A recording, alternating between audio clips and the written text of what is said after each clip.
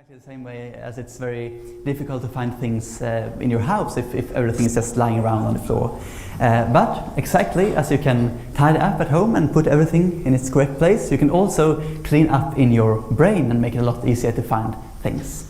And it's not brainwashing, it's actually a nice way of just ordering your memories. And one of the best ways to do this is to use a thing that is called the Memory Palace.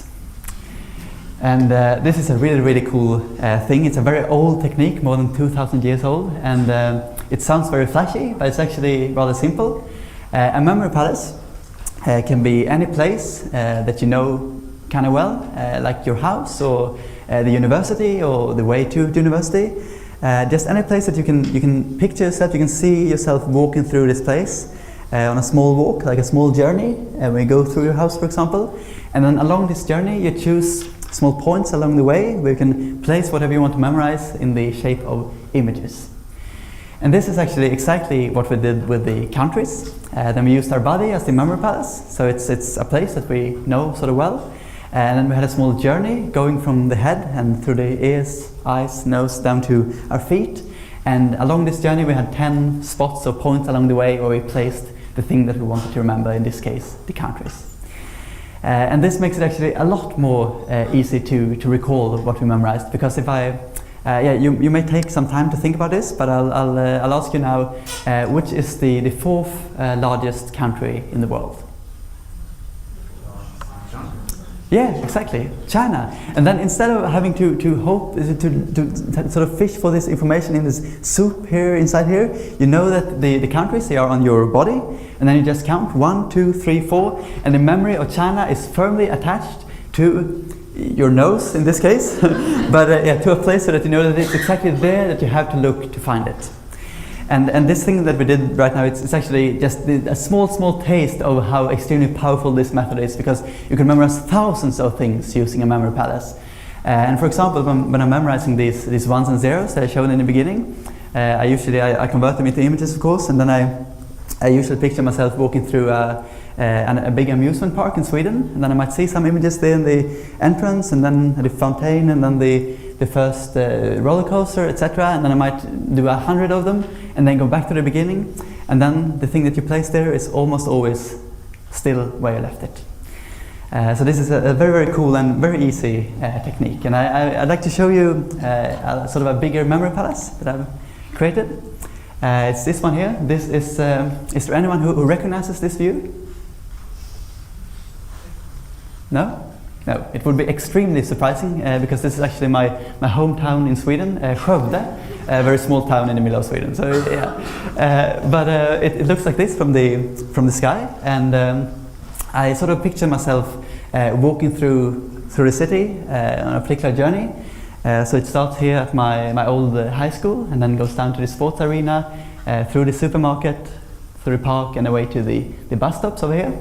And along this journey I chose about 100 stops along the way, where I then could put whatever I wanted to memorize. And on this particular memory palace, I've chosen to memorize all of the Academy Award winners for Best Movie through the ages.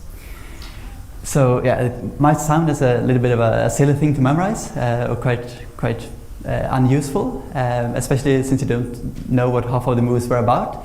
But it's actually you get sort of a nice overview of the movie history, and it's also like that when you discover these techniques and you notice how easy suddenly everything is to memorize, you sort of get obsessed by memorizing things, and you grab your hands on whatever you happen to see. For example, the Oscar winners. So yeah, and then I also have to tell you that I sort of, to make it easier to quickly jump to the correct year, I've marked every 5th year with a special number image that I will tell you a little bit more about later. So I know exactly, I can jump immediately to 1965 or 1970 or 1975, etc. So I don't have to start from the beginning every time I'm looking for a year in the palace. So let's take a few examples. If you have a year between 1928, which was the first time they had the awards, and 2014, which was the latest one, that you've always been thinking about which movie won the Oscar for Best Movie that year, but you haven't had the time to Google it, then you have the opportunity now. 1979. 79? So then I just jumped to the closest fifth year, so 1980. So it's in the park here, and then I go one step back, and then I can get to a fountain. And in this fountain there are two wrestlers, and they're fighting each other, but they're very tired, so they're sort of hugging each other like this. And hug, or to hug in Swedish, is krama. And the movie is Kramer versus Kramer.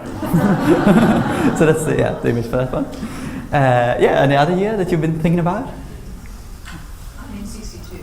62. Then we go to 60. That's at the parking lot there. And then 61 and 62. It's someone going in through a door, and that's Lawrence riding on a camel. So it's Lawrence of Arabia. Shall we take one more example? Just to 57? 57. So I go to 55. It's in the park, and then 56 and 57. So that's a river and a bridge over it. So that's the bridge on the River Kwai. Did you also have one? I was going to put you into 2000s, 2002. 2002, okay. I actually taught some people this earlier today, so maybe they're here and they would also know it. But 2002, then I would go to it's the bus stops, and then 2001 go through this. So 2000, that's the Gladiator standing there. So it's Gladiator. Then I'm walking through a very beautiful brain, a beautiful mind, and I'll come to a port covered in something that in Swedish it's called kikärtor, and the movie is Chicago.